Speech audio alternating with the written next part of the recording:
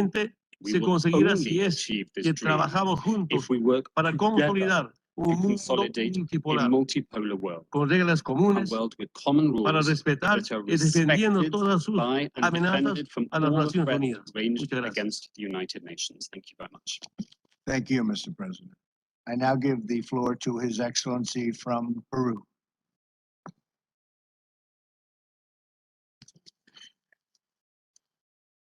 Buenos días. Saludo al presidente Donald I would Trump, like to greet asimismo personally a los President Donald dignatarios Trump. y altas My autoridades greetings also go presentes. to the dignitaries and El high Perú officials present at saluda la this meeting. convocatoria a esta reunión de alto nivel Welcomes the para convening of centrar la this atención high-level del meeting mundo to y del focus the Consejo de attention of the Seguridad world and of the en la Security necesidad de Council on contrarrestar the need la to halt in proliferación its tracks de the armas de destrucción proliferation of masiva weapons of mass y sus destruction sistemas vectores. and their delivery Hoy que systems. A conmemoramos particularly el apt Día message as Internacional today para marks la the International Eliminación Day Total for the de las total Armas Nucleares. elimination of nuclear weapons. A lo largo de su historia, este Consejo se ha mantenido unido en la lucha contra la proliferación de armas nucleares, químicas y biológicas, así como en su sistema de vectores, en cumplimiento de la responsabilidad primordial de mantener la paz y la seguridad internacionales que le confiere la Carta de las Naciones Unidas. La acción de este Consejo se sustenta en el progresivo desarrollo de regímenes internacionales, basados a su vez en una serie de instrumentos vinculantes adoptados por esta organización y sus Estados miembros. El último de dichos instrumentos es la Convención sobre la Prohibición de Armas Nucleares del año 2017, a la que aspiramos puedan un día adherir todos los países y en especial aquellos que cuentan con arsenales nucleares. Ello no es ninguna utopía. Gracias al Tratado de Tlatelolco, América Latina y el Caribe constituyen una región libre de armas nucleares, lo que a su vez le ha permitido avanzar hacia su consolidación como una región de paz. El Perú, en tanto país comprometido con los regímenes de no proliferación, cumple a cabalidad con las obligaciones establecidas por los respectivos instrumentos, así como con lo dispuesto por este Consejo en sus resoluciones relevantes. Y en tanto miembros de este órgano principal, promovemos decididamente su estricta observancia. Consideramos que garantizar la paz y la seguridad internacionales implica eliminar el riesgo que las armas de destrucción masiva representan, y que para ello no hay mejor remedio que su no existencia. En tal sentido, destacamos que la no proliferación debe ir de la mano con el desarme y un estricto control de los armamentos convencionales. Desde nuestra perspectiva, ello implica, en primer lugar, atender el desafío planteado por los programas nuclear y balístico de la República Popular Democrática de Corea. En atención a ello, queremos saludar una vez más la diplomacia de alto nivel de su administración, que usted personalmente viene desplegando con miras a lograr una desnuclearización completa, verificable e irreversible en la península coreana. Consideramos que la vigencia del régimen de no proliferación nuclear debe observarse también a través del cumplimiento del Plan de Acción Integral Conjunto sobre el programa nuclear iraní, endosado por este Consejo mediante su resolución 2231. De otro lado, debemos lamentar y condenar el empleo de armas químicas en el conflicto sirio, así como en la ciudad británica de Salisbury. En este complejo contexto, y para concluir, señor presidente, queremos destacar la importancia de la diplomacia, el multilateralismo, el derecho internacional, las medidas de fomento de la confianza y la universalidad para fortalecer los regímenes de no proliferación y desarme. Notamos que, en muchos casos, son las percepciones de inseguridad las que derivan en un creciente armamentismo e incluso en el desarrollo de nuevos medios de guerra. Estimamos necesario trabajar en esas percepciones para contrarrestar la proliferación y el desarme, invirtiendo en la cooperación, el desarrollo internacional, porque la tecnología debe estar al servicio de la paz y el progreso, y no de la deshumanización y destrucción. Muchas gracias. Very much. Appreciate it. I'd like to now give the floor to the Vice President of Côte d'Ivoire. Merci, Monsieur le Président. Thank you, Mr. President. Monsieur le Président, Mr. President, Excellences, Mesdames, Messieurs Excellencies, les ladies and présidents chefs de gentlemen, délégation, heads of je delegations, tiens d'abord à I would like remercier to first of all la présidence thank américaine the U.S. presidency d'avoir organisé ce débat de haut niveau convened this high sur la question de la level non-prolifération discussion des armes de on destruction the massive. issue of the non-proliferation of Et je weapons of voudrais mass également destruction. saluer la I would like to présence also welcome de Votre Excellence, the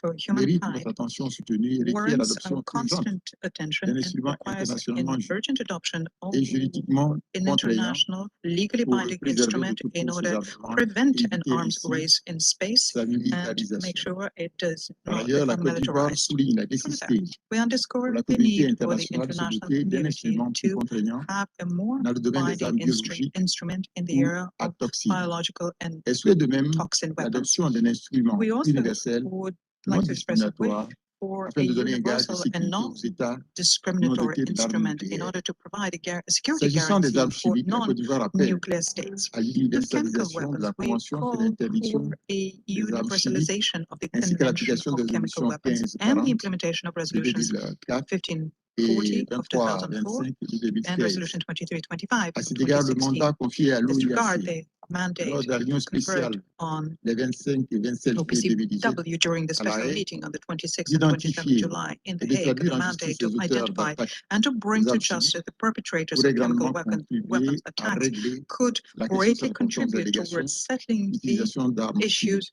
related to the La Côte d'Ivoire allegations of appelle le chemical Conseil de weapons sécurité use. We à call on l'unité the sur Security cette Council importante question. to stand Monsieur le united on Président, this issue. concernant Mr. le President, nucléaire as iranien, regards the la Iran délégation nuclear issue, ivoirienne my appuie delegation la mise en œuvre du supports plan global the commun implementation of the joint JCPOA, comprehensive jugé plan dans of l'ensemble action, which satisfaisant. is considered Dans to cette be overall perspective, la Côte d'Ivoire voudrait satisfactory. inviter les parties In this prenantes regard, we would like to à invite aplatir the leurs divergences stakeholders jusqu'à to accord, work out fruit d'un their compromis differences international inédit of et qui this demeure à ce agreement, jour which une resulted garantie from an certaine pour l'application extraordinary du traité international de compromise and remains to non-prolifération date a certain nucléaire et guarantee gage for the de paix et de implementation of stabilité the régionale. NPT and helps Monsieur le with Président, regional peace s'agissant and stability. de la Mr. situation President, dans la péninsule on the coréenne, situation in the Korean la Côte Peninsula, d'Ivoire salue Côte les d'Ivoire évolutions positives welcomes the observées ces derniers positive temps. developments La we have rencontre been historique witnessing du 12 recently. juin The 2018 à historic Singapour, meeting entre on the votre 12th of Excellence June et in le Singapore dirigeant between nord-coréen Your Kim Excellency and the Jong-un North Korean demeure leader un Kim des jalons Jong-un majeurs is de a cette nouvelle major dynamique régionale. milestone in La this Côte new d'Ivoire regional réitère à ce dynamic. sujet son We attachement reiterate au principe de règlement pacifique des here différends our attachment to the à principles travers le of dialogue peacefully et la settling concertation disputes through dialogue and et talks. exhorte And tous we les urge parties prenantes à all écarter of the définitivement toute option stakeholders to militaire reject qui ne pourrait definitively qu'occasionner des conséquences any dommageables use of et military irréversibles option, which pour could l'ensemble de la planète. lead to Pour terrible and terminer, irreversible la Côte consequences for d'Ivoire the planet. réaffirme son To conclude, attachement we'd like to, in au Côte d'Ivoire, reaffirm multilatéralisme, our attachment to au droit international multilateralism, et souligne la nécessité international law, and d'accorder une underscore haute the priorité need to à assign la high préservation du priority régime de to the non-prolifération preservation des of the armes chimiques, tout comme les non-proliferation vecteurs, regime, ainsi qu'à non-proliferation la of promotion du nuclear weapons, désarmement chemical weapons, their et à la vectors, maîtrise and des armements. the promotion of Je vous remercie de disarmament votre and attention. arms control. I thank you for your attention. Thank you very much. I now give the floor to the Prime Minister of the United Kingdom. Thank you, Mr. President, and thank you for convening this important debate. There is no greater threat to international peace and security than the proliferation of weapons of mass destruction. These issues matter to every man, woman, and child around the globe. And the United Kingdom, like the other permanent members of this Council, has a special responsibility to protect the significant gains we have made in the last 70 years. Because the international community has invested huge energy into containing the horrific forces that emerged in the 20th century.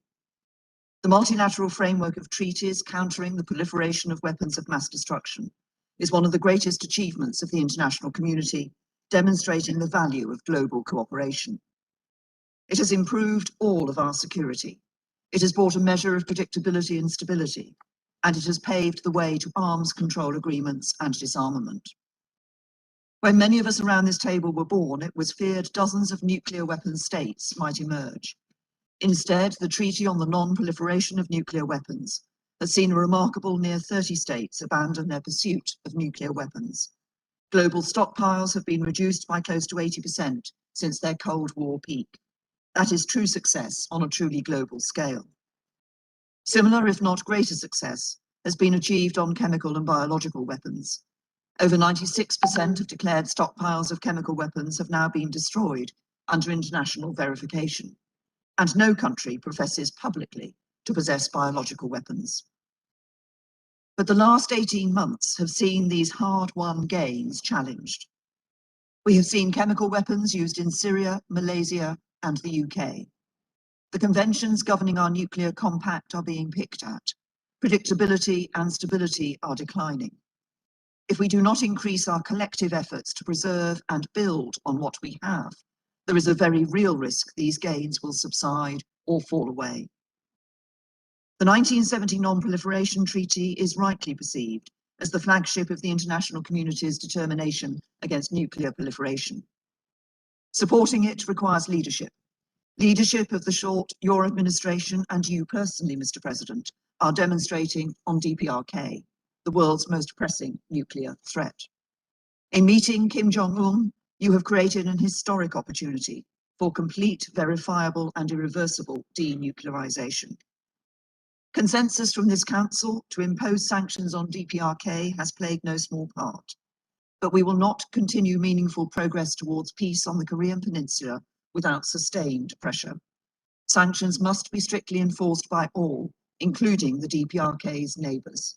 We must stay vigilant. Ensuring non-proliferation also requires collective leadership, of the type that led to the agreement in 2015 of the Joint Comprehensive Plan of Action, the Iran nuclear deal. For many years, the scale and nature of Iran's nuclear program raised serious international concerns. The JCPOA was an important step forward in addressing these. It remains the best means of preventing Iran developing a nuclear weapon, and we are committed to preserving the JCPOA as long as Iran continues to abide by its obligations in full. Iran must ensure they implement their obligations fully, and to monitor Iran's compliance, we strongly support the IAEA using inspections and other monitoring provisions of the JCPOA to their full. Other aspects of Iran's policies, in particular its destabilizing regional behavior and sustained efforts to enhance its ballistic missile capability, continue to cause serious concerns. The international community, and where appropriate the Security Council, need to be ready to address this. And Iran's proliferation of missile and sophisticated military technology to groups like Hezbollah in Lebanon, or, as the UN's panel of experts concluded, the Houthis in Yemen, is also not in compliance with Security Council resolutions. It risks a dangerous escalation. So we need to see further decisive action in this Council to tackle both the transit and proliferation of these technologies and increase the costs for those responsible. It is regrettable that Russia continues to prevent the Council from upholding its responsibility to stop this destabilizing activity. Mr. President, nowhere are the grim consequences of the erosion of global norms on weapons of mass destruction more apparent than in Syria, where the UN has concluded that Assad's regime has repeatedly used chemical weapons, a direct assault on a near-century-old ban vital to our collective peace and security. Yet Russia has repeatedly wielded its veto to prevent the Security Council from holding the Assad regime to account, even shutting down the international body established to investigate chemical weapons use in Syria. So I welcome the decision of 150 countries in June, the largest gathering in its history, to empower the OPCW to attribute responsibility for chemical weapons attacks in Syria and to put in place arrangements for attribution for any country which requests it. And I would like to thank President Trump and President Macron for their shared determination with the UK to deter the use of chemical weapons in Syria through US, UK and French joint military action in April. These actions sent a clear message to the Assad regime. Perpetrators of chemical weapons use cannot escape identification or act with impunity. The regime's backers must use their influence to ensure chemical weapons are not used again. For there must be no doubt we will respond swiftly and appropriately if they are. The UK saw the consequences of these norms being eroded in Salisbury this year, when Russia recklessly deployed a nerve agent on our streets. The United Kingdom has presented detailed evidence, clearly laid out in charges of attempted murder and the use and possession of a chemical weapon against 2 agents of the Russian state. We have taken appropriate action with our allies, and we will continue to take the necessary steps to ensure our collective security. Russia has only sought to obfuscate through desperate fabrication. Permanent members of the UN Security Council must not attack and undermine the international non-proliferation regimes and the institutions that underpin them. All members of the Council must fulfill their responsibilities to safeguard them in support of international peace and security. It is my sincere hope that Russia will rejoin the international consensus against the use of chemical weapons and the collective effort to uphold it. If so, this Council will again be able to work together to rid the world of chemical weapons.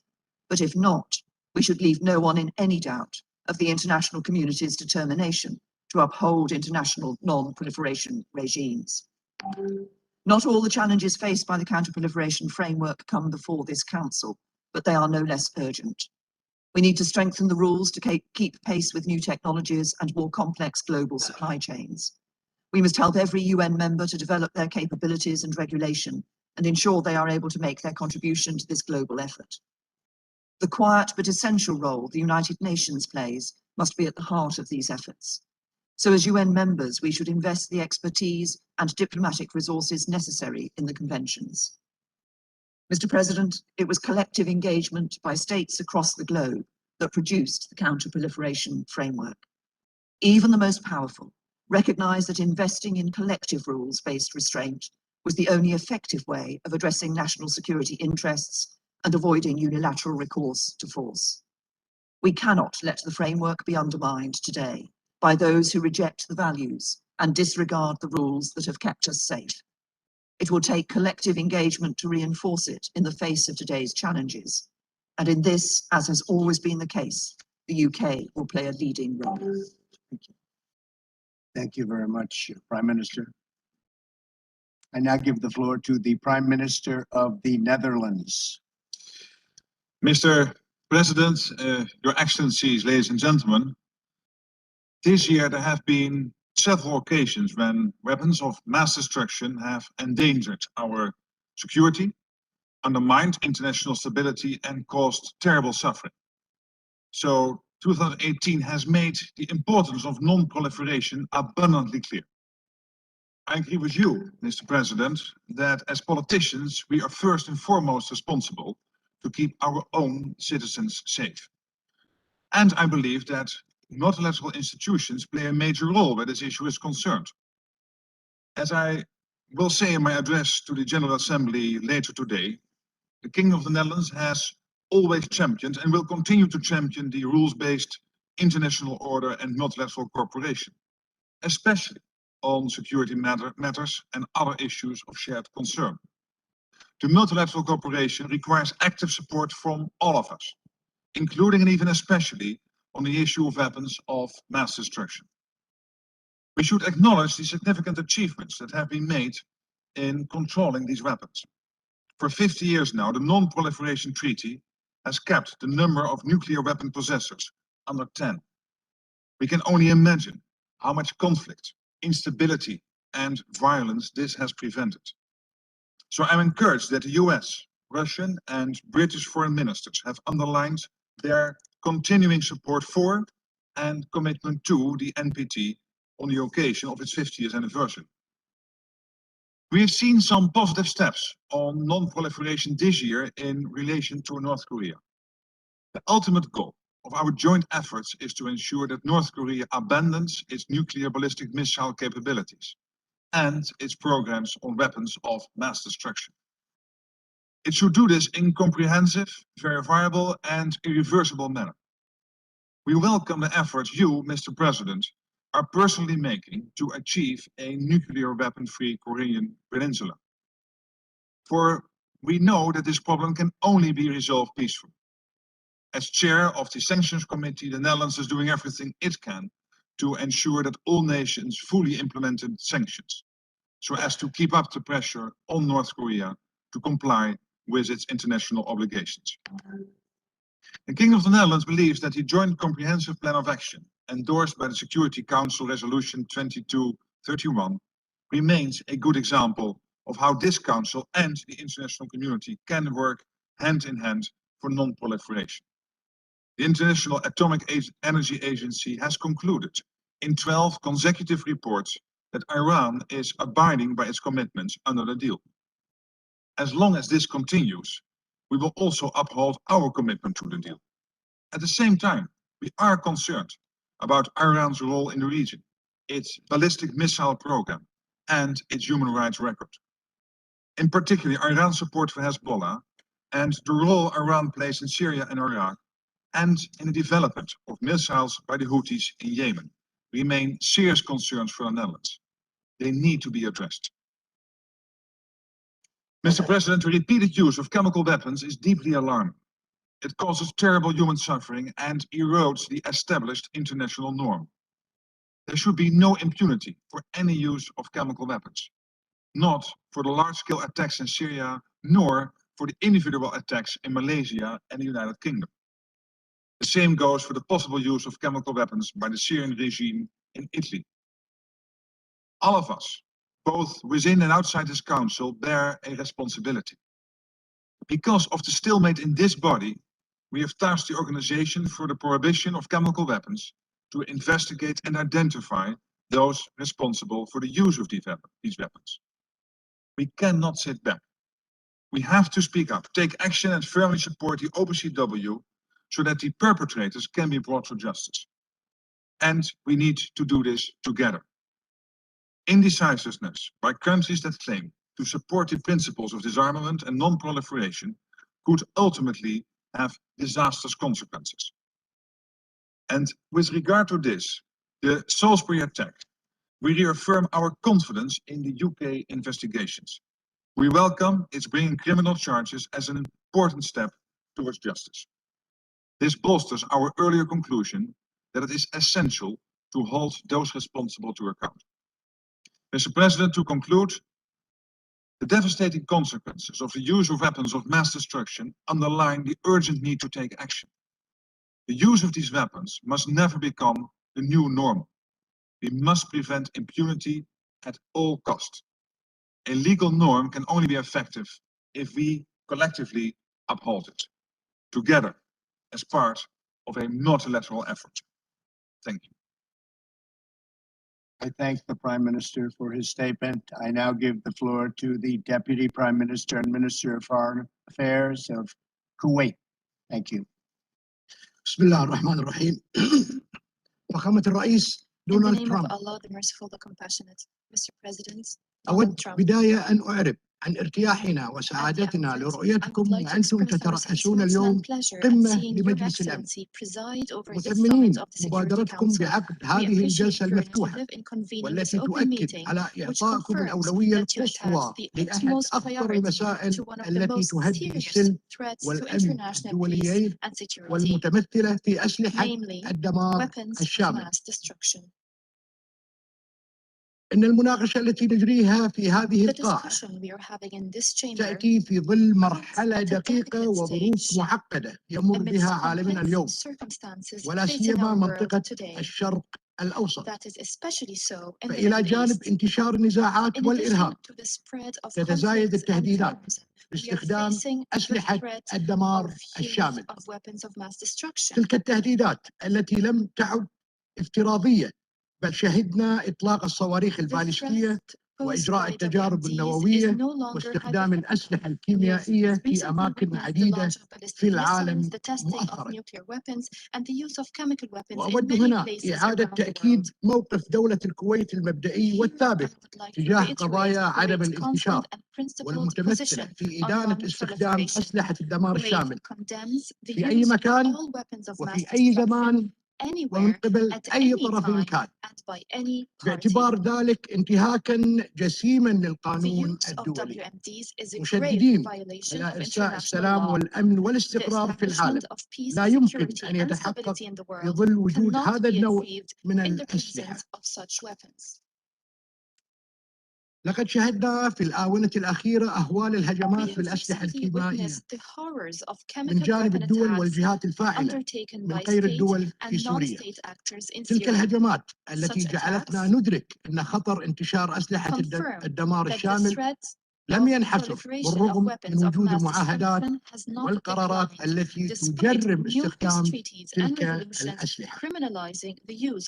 إننا نتابع بقلق كبير إمكانية وقوع مثل تلك الهجمات مجددا، سواء في سوريا أو في أماكن أخرى من العالم.